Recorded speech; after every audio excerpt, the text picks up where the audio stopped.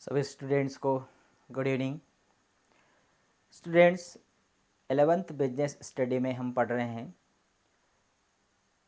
निजी क्षेत्र और सार्वजनिक क्षेत्र। हमने निजी क्षेत्र सार्वजनिक क्षेत्र के बारे में जान लिया।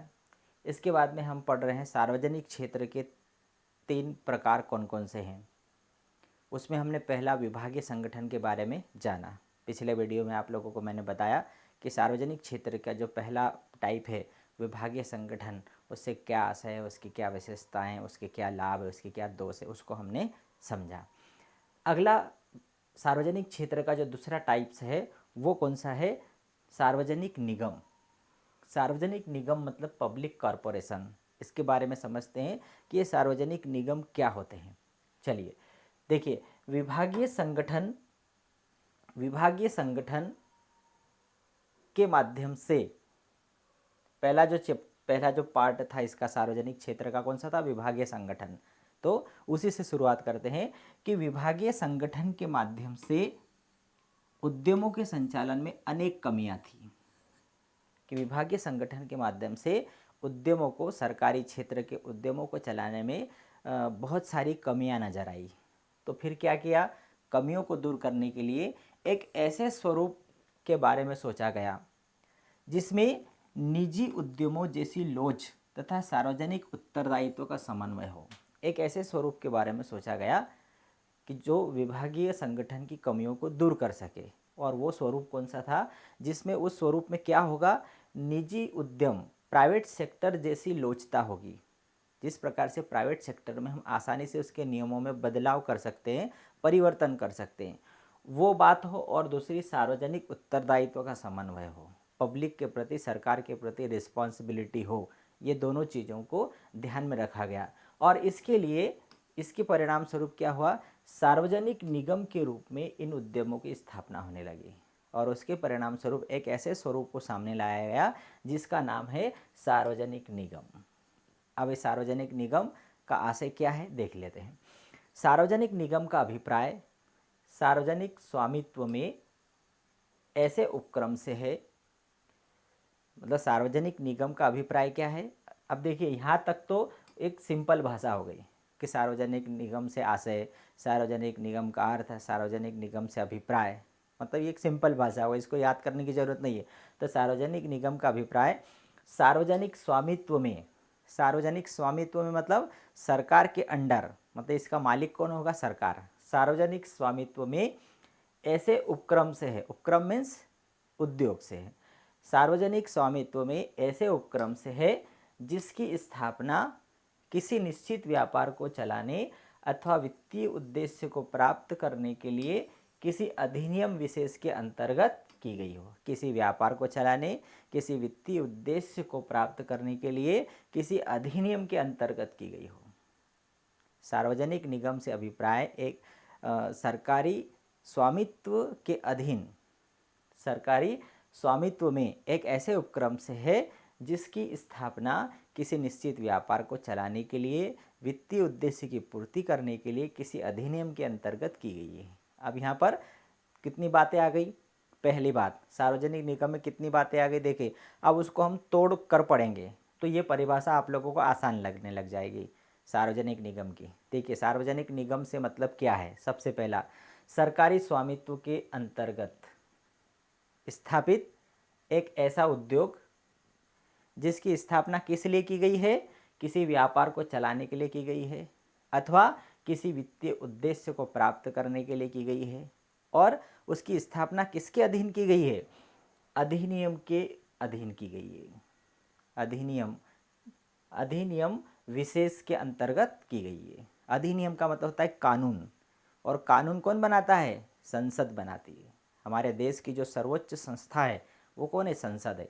संसद के 2 सदन होते हैं, लोकसभा और राज्यसभा, जहाँ पर कानून बनता है, देश के लिए कानून बनाया जाता है और पास होता है। तो किसी व्यापार को चलाने के लिए या किसी वित्तीय उद्देश्य को पूरा करने के लिए सरकार के स्वामित्व के अंतर्गत इसकी स्थापना किसी अधिनियम विशेष के अंतर्गत की जाती है। अधिनियम विशेष मतलब एक संसद के अंदर एक स्पेशल कानून बनाया जाता है सार्वजनिक निगम को स्थापित करने के लिए।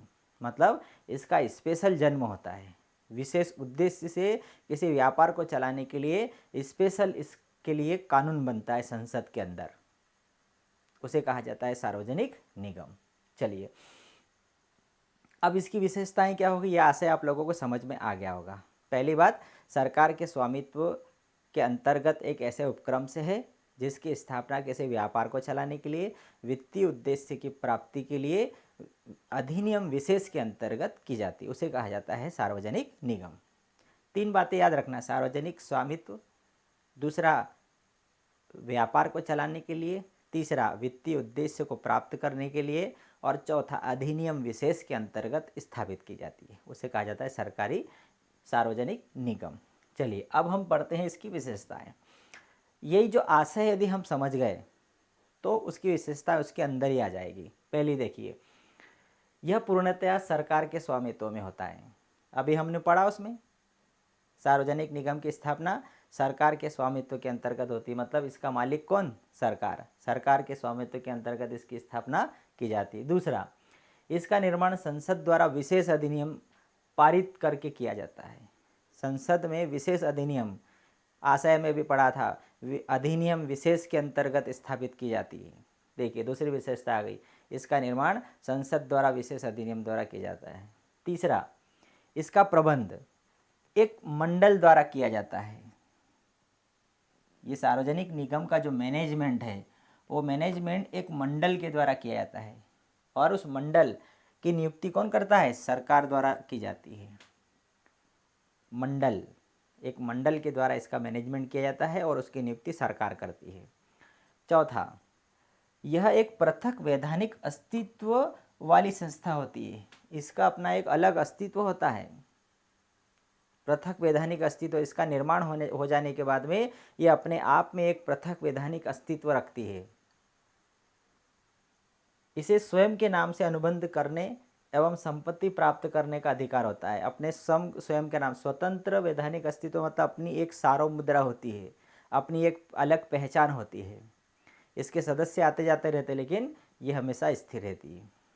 पांचवा, इसकी वित्त व्यवस्था स्वतंत्र होती है। यह सरकार या जनता से ऋण लेकर आय द्वारा अपने कोषों का निर्माण कर सकती है। इन कोषों का अपनी इच्छा अनुसार प्रयोग भी कर सकती है। मतलब इसकी वित्त व्यवस्था कैसी होती है, स्वतंत्र होती है, सरकार के अधीन नहीं होती। छठवां, इस पर सरकारी बजट, लेखा अंकेक्षण प्रक्रिया संबंधी नियम लागू नहीं होते हैं, इसके अपने अलग नियम होते हैं। फिर सातवां, इसके अधिकारी और कर्मचारी भी लोक सेवक नहीं होते हैं। इसके अधिकारी और कर्मचारी भी लोक सेवक नहीं कहलाते, सरकारी कर्मचारी नहीं कहलाते। भले इसका निर्माण संसद के विशेष अधिनियम द्वारा हुआ हो, लेकिन इसके अधिकारी कर्मचारी लोक सेवक नहीं होते हैं, सरकारी कर्मचारी नहीं होते हैं। यद्यपि इसका उद्देश्य लाभ कमाना नहीं होता है, बल्कि ये अपनी कार्य कुशलता से लाभ प्राप्ति करता है। अब एग्जाम्पल कौन से हो सकते हैं, इसके अंतर्गत कौन कौन से निगम आते हैं, देखिए। भारतीय जीवन बीमा निगम, एयर इंडिया एवं तेल एवं प्राकृतिक गैस आयोग, भंडारण निगम, ये सभी क्या है, सार्वजनिक निगम है। सबसे बड़ा उदाहरण हमारे सामने भारतीय जीवन बीमा निगम। ये भारतीय जीवन बीमा निगम सार्वजनिक निगम का सबसे बड़ा उदाहरण है, जिसे संसद के विशेष अधिनियम द्वारा पारित करके इसको बनाया गया। इसके कर्मचारी सरकारी कर्मचारी नहीं होते हैं, इसका अपना एक अलग प्रबंधन होता है, इसकी वित्त व्यवस्था स्वतंत्र होती है। ठीक है, तो ये हमने इसकी विशेषताएं पढ़ ली कि ये सरकार के स्वामित्व में होता है, निर्माण संसद के द्वारा होता है, इसका प्रबंध एक मंडल द्वारा होता है, इसकी वित्त व्यवस्था स्वतंत्र होती है, इस पर सरकारी बजट, लेखा अंकेक्षण की प्रक्रिया नियम लागू नहीं होता। फिर इसके अधिकारी कर्मचारी भी सार्वजनिक या लोक सेवक नहीं होते, इसका उद्देश्य लाभ कमाना नहीं होता है। भाई जो जीवन बीमा निगम है वो लाभ कमाने के लिए नहीं, लेकिन वो अपनी कार्य कुशलता से लाभ कमाता है। तो ये सारे इसकी क्या हो गई, विशेषताएं हो गई। अब हम इसकी क्वालिटीज़ पढ़ लेते हैं कि इसके गुण क्या हैं। सबसे पहला गुण है कार्य संचालन में लोच। भाई जो विभागीय संगठन के जो दोष थे, वो दोष कौन सा था कि उसमें हम उसके नियमों में परिवर्तन नहीं कर सकते थे। सार्वजनिक निगम प्रकट हुआ तो उसमें ये बात रखी गई कि इसके नियमों में आसानी से परिवर्तन किया जा सकता है। क्यों किया जा सकता है? क्योंकि इस पर सरकार का नियंत्रण कम होता है, लोचता रहती है। इन निगमों का स्वतंत्र वैधानिक अस्तित्व होता है। इनका स्वतंत्र वैधानिक अस्तित्व होने से ये अपने नियमों में आसानी से परिवर्तन कर सकते हैं।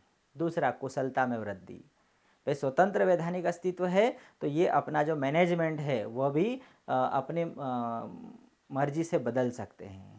ये कर्मचारी कुशलतापूर्वक कार्य करते हैं और कुशलता में वृद्धि होती है। सार्वजनिक उत्तरदेयता, यह निगम स्वतंत्र होते हैं भी नीति संबंधी मामलों में संसद के प्रति उत्तरदायी होते हैं। भाई इन्हें जवाब तो सरकार को ही देना होगा। भले ही लड़का अपने पिताजी से अलग हो गया हो लेकिन वह जवाबदेह अपने पिता के प्रति ही होता है। इसी प्रकार से ये सार्वजनिक निगम का स्वतंत्र पृथक अस्तित्व है लेकिन यह जवाबदेह संसद के प्रति होते हैं। आय व्यय में समन्वय, इन निगमों की वित्तीय व्यवस्था स्वतंत्र होती है अतः अपनी व्यापारिक क्रियाओं की मांग के अनुसार घटा बढ़ा सकते हैं। भाई जिस प्रकार से व्यापार चलता है इस प्रकार से ये अपनी आय को बढ़ा सकते हैं, व्ययों को कम कर सकते हैं, इसमें आसानी से फेरबदल कर सकते हैं। सभी के हितों की रक्षा के लिए ये काम करते हैं। क्यों? क्योंकि इसके प्रबंधन में सरकार भी होती है, श्रमिक भी होते हैं, उपभोक्ता भी होते हैं, विशेषज्ञ भी होते हैं, सभी के प्रतिनिधि होते हैं और ये उनके हित के लिए ही काम करते हैं। इसलिए यह सभी के हितों की रक्षा करते हैं। तो ये उसके क्या हो गए? लाभ हो गए। कार्य संचालन में लोच, आसानी से अपने नियमों में बदल कर सकते हैं। कुशलता में वृद्धि होती है, सरकार के प्रति उत्तरदेह होते हैं। आय व्यय में समन्वय रखते हैं। ये मांग के अनुसार ये अपने आय व्यय कम ज़्यादा कर सकते हैं, सभी के हितों की रक्षा करते हैं। चलिए अब इसके दोष देख लेते हैं। सार्वजनिक निगम के दोष, सबसे पहला अप्रत्यक्ष सरकारी हस्तक्षेप। देखिए दोष तो हम ढूंढने जाएंगे तो हर एक चीज़ में दोष निकाल लेंगे, इसमें भी दोष देखेंगे तो अप्रत्यक्ष सरकारी हस्तक्षेप, भाई सरकार का इन पर इनडायरेक्ट हस्तक्षेप होता है। फिर दूसरी बात कौन सी है कि इनके संसद सदस्यों की नियुक्ति अथवा मंत्री को निगम के अध्यक्ष पद पर आसीन करने से अप्रत्यक्ष रूप से सरकारी प्रभाव को बढ़ावा देता है। मतलब सरकार का इन पर अप्रत्यक्ष हस्तक्षेप रहता है। दूसरा दोष, अधिकारों का दुरुपयोग। निगमों के प्रबंधक अधिनियम में प्राप्त अधिकारों का दुरुपयोग करते हैं तथा उपभोक्ता के हितों की उपेक्षा कर दी जाती है। वे इनको जो अधिकार दिए हैं उसका दुरुपयोग भी किया जा सकता है। व्यापारिक सिद्धांतों की अवहेलना, इनका उद्देश्य लाभ कमाना नहीं होता है। इन निगमों को न तो प्रतियोगिता का सामना करना होता है और न ही लाभ कमाना इनका उद्देश्य होता है। इसलिए व्यापार के जो सिद्धांत है उसकी अवहेलना करते हैं ये। इनको ना कंपटीशन करना होता है ना लाभ कमाना होता है, इसलिए ये अपने मनमानी तरीके से नीतियाँ बनाते हैं और इस कारण व्यापार के जो सिद्धांत होते हैं उन सिद्धांतों की अवहेलना होती है। चौथा है अधिनियम में परिवर्तन की आवश्यकता। निगम में कार्य संचालन अधिनियम के अनुसार ही संभव है। अधिनियम के निर्माण के समय, इस निगम के निर्माण के समय कानून में जो नियम बनाए गए हैं उसके अनुसार ही इसको चलना पड़ेगा। अतः किसी भी अधिकार में समय अनुसार परिवर्तन करना हो तो पहले अधिनियम में संशोधन करना पड़ेगा और अधिनियम में संशोधन इतना आसान नहीं होता है। भाई जैसे भारतीय जीवन बीमा निगम की स्थापना संसद के विशेष अधिनियम के द्वारा की गई है, तो उसे अधिनियम में जो उसके नियम बनाए गए संचालन संबंधी उन नियमों के अधीन ही काम करना पड़ेगा।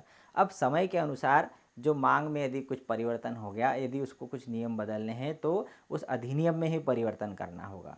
और वो अधिनियम में परिवर्तन मतलब कानून में परिवर्तन, कानून में संशोधन कौन कर सकता है? संसद ही कर सकती है।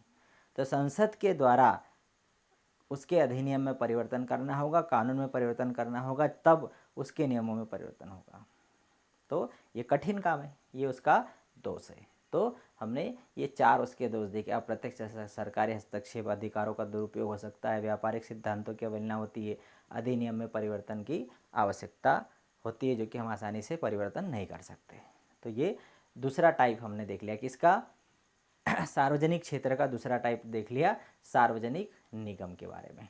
ठीक है, तो इसके तीन प्रकार है। पहला विभागीय संगठन जो मैंने पिछले वीडियो में बताया, फिर अभी हमने पढ़ा सार्वजनिक निगम। ठीक है, इसके आगे वाले वीडियो में मैं आप लोगों को बताऊंगा इसका तीसरा टाइप सार्वजनिक क्षेत्र का, वो है सरकारी कंपनी, गवर्नमेंट कंपनी। ये क्या होती है, सरकारी कंपनी किसे कहते हैं, इसके बारे में हम नेक्स्ट वीडियो में देखेंगे। तो आप लोगों को मेरे वीडियो अच्छे लगते हो तो आप उसे सब्सक्राइब करें, लाइक करें और अपने दोस्तों के साथ शेयर ज़रूर करें।